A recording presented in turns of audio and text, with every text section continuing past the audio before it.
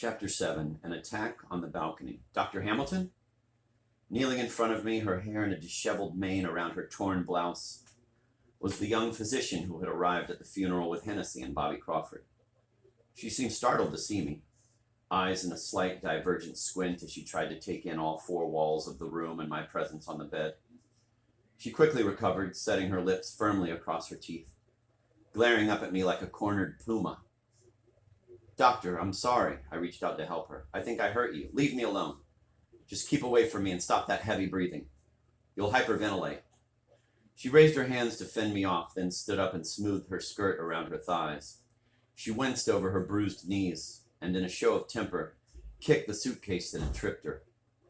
Bloody thing. Dr. Hamilton, I thought you were David Hennessy? Good God, how much time do you spend rolling about on a bed with him? She rubbed her flushed wrists, spitting on the skin. For a clumsy man, you're certainly strong. Frank must have had his work cut out with you bumping around him. Paula, I didn't realize who you were. All the lights were off.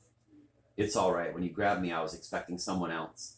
She managed a quick smile and began to examine my face and chest, sweeping her hair over her shoulders so that she could see me. It looks as if you'll live. I apologize for the uppercut.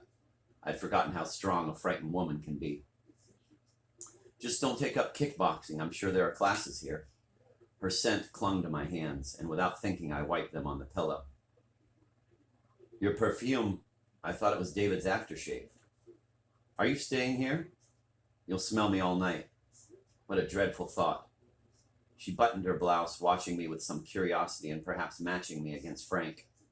She stepped back and bumped into the other suitcase. Good God, how many of these things are there? You must be a menace at airports. How on earth did you become a travel writer? Her handbag lay on the floor, contents scattered around the bedside table. She knelt and replaced her car keys, passport, and prescription pad. Between my feet lay a postcard addressed to the staff at the Club Nautico. As I handed it to her, I saw that it carried a reproduction of a tourist photographer's snapshot of Frank and Paula Hamilton outside Florian's bar in the Piazza San Marco. Muffled in heavy coats against a misty Venetian winter, they were grinning like honeymooners. I had seen the postcard in Frank's desk, but scarcely glanced at it. Is this yours? I handed the postcard to her. You look as if you had fun. We did. She stared at the photograph and tried to straighten a creased corner. That was 2 years ago. Happier days for Frank.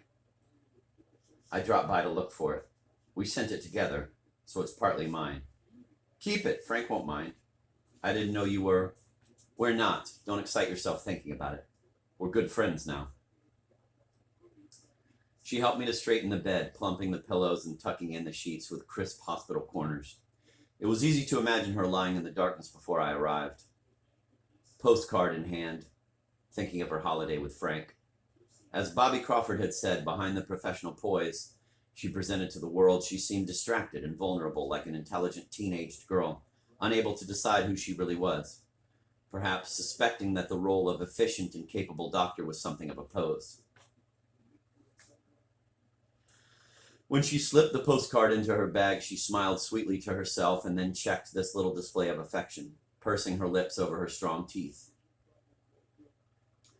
I sensed that she wanted to give in to her feelings for Frank, but was held back by a fear of exposing her emotions, even to herself. The testy humor and the edgy manner of someone unsettled by standing more than a few seconds in front of a mirror would have appealed to Frank as it did to me. I guessed that Paula Hamilton had always moved through life at an oblique angle, detached from her emotions and sexuality. Thanks for the help, I told her when we had rearranged the furniture. I wouldn't want to shock the maid. Tell me, how did you get in here? I have a key. She opened her handbag and showed a set of door keys to me. I meant to give them back to Frank, but never quite got around to it. Too final, I suppose. So you're moving into the apartment? For a week or so, we left the bedroom and stepped onto the balcony, breathing the cool night air with its hints of jasmine and honeysuckle. I'm trying to play the older brother without any success. I need to be closer to things if I'm going to get Frank out of this nightmare. I tried to talk to him this morning at the court in Marbella, but no luck. To be honest, he refused to see me. I know, David Hennessy spoke to Frank's lawyer. She touched my shoulder in a sudden show of sympathy. Frank needs time to think. Something terrible happened to the Hollingers. It's upsetting for you, but try to see things from his point of view. I do, but what is Frank's point of view? That's one window I can't open. I take it you don't think he's guilty. She leaned against the rail, hands drumming the cold steel in time to the distant disco beat. I wondered what had brought her to the apartment. The postcard seemed a trivial pretext for a midnight visit, and why she had previously refused to see me. She kept turning to look at my face, as if unsure whether she could confide in someone who resembled Frank, but was nonetheless a larger and clumsier version of her former lover.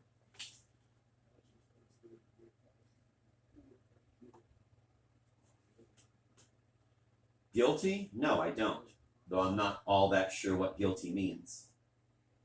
Paula, we know exactly what it means. Did Frank set fire to the Hollingers' house, yes or no? No. The reply was less than prompt. But I suspected that she was deliberately drawing me on.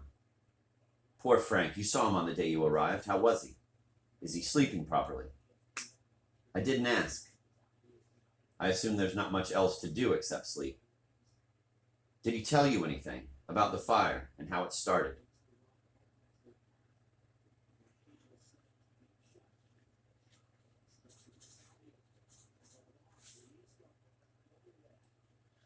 How could he? He can't have any more idea than you and I. I don't suppose he has. She strolled along the balcony, past the giant ferns and succulent plants, to the far end, where 3 chairs were drawn up around a low table. A white sailboard leaned against the wall, its mast and rigging beside it. She pressed her hands against the smooth hull, as if laying them against a man's chest. The lighthouse beam moved across her face, and I saw that she was biting her injured lip, reminding herself of whatever accident had bruised her mouth. Standing beside her, I looked down at the silent pool, a black mirror that reflected nothing. Paula, you don't sound certain about Frank. Everyone else in Estrella Del Mar is convinced he's innocent. Estrella Del Mar. She seemed curious about the name, the title of a mythical realm as remote as Camelot. People here are convinced of all sorts of things. So, are you saying that Frank might have been involved? What do you know about the fire? Nothing. A vent of hell suddenly opened. By the time it closed, 5 people were dead. Were you there? Of course, everyone was there. Wasn't that the point? In what sense? Look. Before I could remonstrate with her, she turned to face me and touched my forehead with a calming hand. Charles, I'm sure Frank didn't start the fire. At the same time, he may feel responsible in some way. Why? I waited for her to reply, but she was looking at the dark ruin of the Hollinger house on its unlit eminence above the town. She touched the fading bruise on her cheek and wondered if she had been injured during the stampede from the fire. Deciding to change tack, I asked, let's suppose that Frank was involved. Why would he have wanted to kill the Hollingers? There's no conceivable reason. The Hollingers were the last people he'd have tried to harm. Frank's so gentle. Far more innocent than you, I'd guess. Or me. If I had the nerve, I'd light a dozen bonfires here. You don't sound too keen on Estrella Del Mar.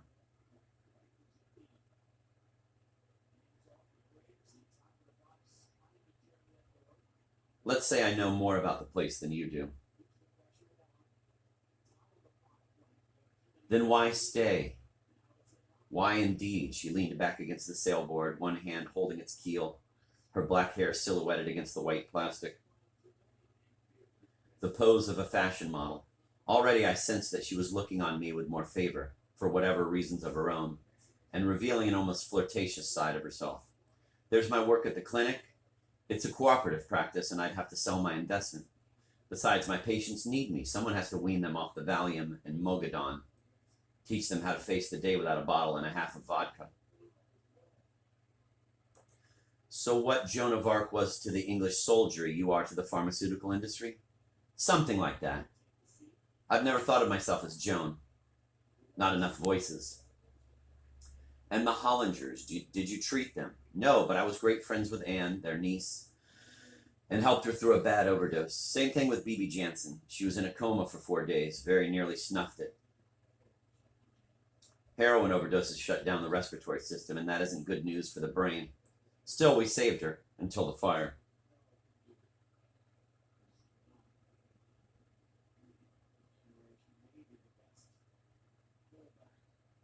Why was Bibi working at the Hollingers? They saw her in the intensive care unit, lying next to Anne, and promised to look after her if she pulled through.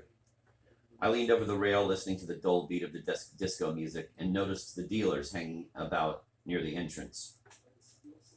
They're still there, so a lot of drugs are moving around Estrella Del Mar. What do you think?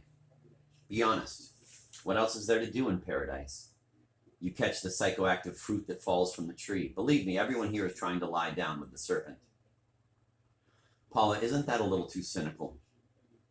I took her arm and turned her to face me. I thought of her strong swimmer's body as we wrestled on Frank's bed. In a real sense, it was I who was the interloper. During their nights together, she and Frank had made his bed their own, and I was now intruding among the pillows and their ghosts. You can't hate the people here that much. After all, Frank liked them. Of course he did. She checked herself and bit her lip, abashed by her sharp tongue. He loved the Club Nautico and made a big success of it. It's practically the nerve center of Estrella Del Mar. Have you seen the pueblos along the coast? Zombieland. 50,000 Brits. One huge liver perfused by vodka and tonic. Embalming fluid piped door to door. I dropped by. 10 minutes was all I could take. The sun doesn't shine there, only satellite TV. But why is Estrella Del Mar so different? Someone here winds up the clocks. That was Frank. Before he came, the place was pretty drowsy. Art galleries, theater clubs, choral societies, its own elected council and volunteer police force. Maybe there are a few drug pushers and wives who like to practice their street walking, but the place feels as if it's a real community. So they say. Frank always claimed that Estrella Del Mar is what the future will be like. Take a good look while it lasts.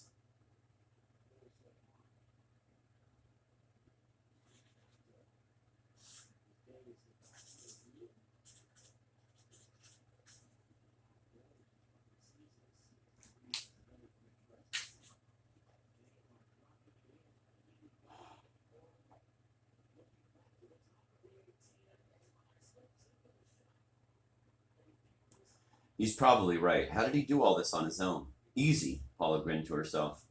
He had one or two important friends who helped him. You, Paula?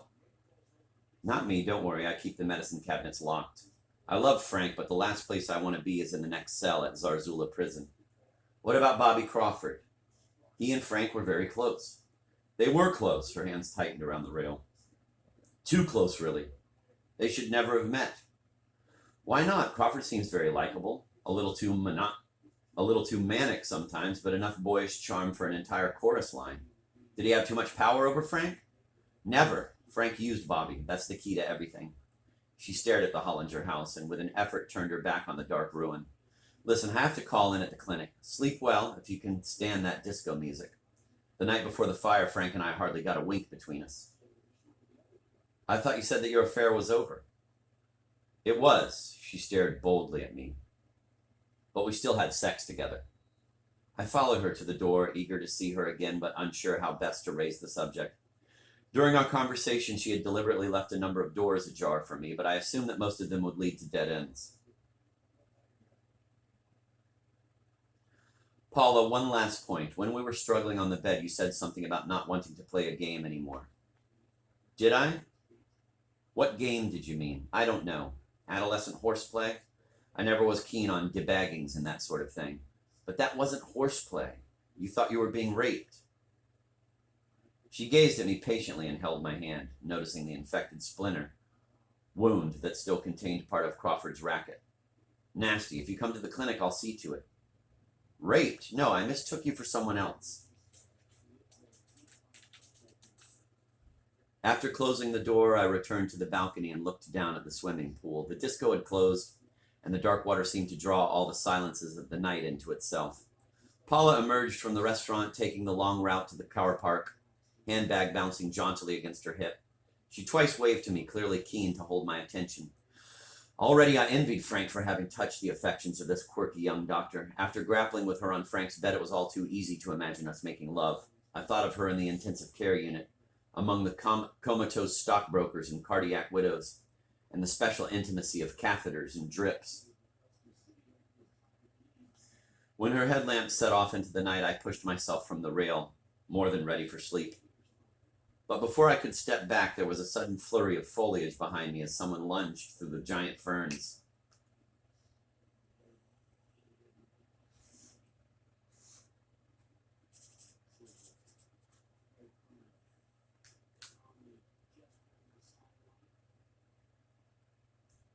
But before I could step back, there was a sudden flurry of foliage behind me as someone lunged through the giant ferns.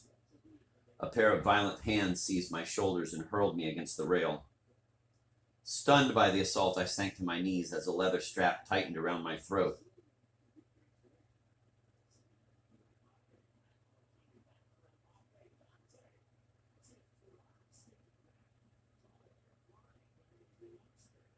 A hard breath, damp with the smell of malt whiskey, filled my face.